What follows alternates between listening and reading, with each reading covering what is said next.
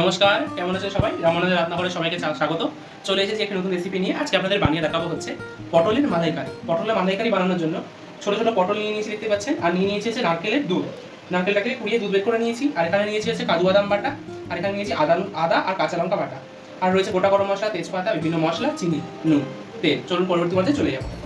কড়াইয়ে তেল গরম করে নিয়েছি। এবার হচ্ছে লম্বা লম্বা করে ছাড়িয়ে নেওয়া পটলগুলোকে কড়ার মধ্যে দিয়ে দেবো।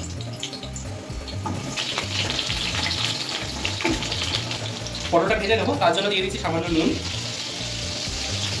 সামান্য হলুদ। এবার পটলটাকে লাল করে ভেজে নিতে হবে।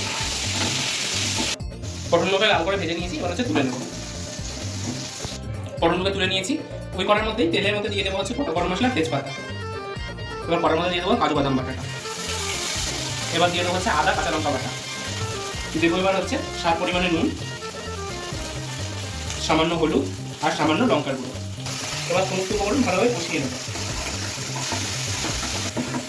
ভালো করে কষিয়ে নেবেন, ওখানে তেল ছেড়ে যাচ্ছে। আর এখানে অবশ্যই আপনারা বাদামটা ব্যবহার করবেন। এখানে আপনারা কাজু বাদাম ব্যবহার করতে পারেন বা চীনা বাদাম ব্যবহার করতে পারেন। আমি এখানে কাজু বাদাম ব্যবহার করেছি। আপনারা যে কোনো দুটোর মধ্যে একটা ব্যবহার করলেই হবে। মশলা ভালো করে কষিয়ে নিয়েছি। এবার হচ্ছে নারকেলের দুধটা দিয়ে দেবো মশলার মধ্যে। ভালো করে সব কিছু মিশিয়ে নেবো। সমস্ত উপকরণ ভালোভাবে মিশিয়ে নিয়েছি নারকেলের দুধের সাথে। এবার দিয়ে দেবো ভেজে রাখা পটলগুলো।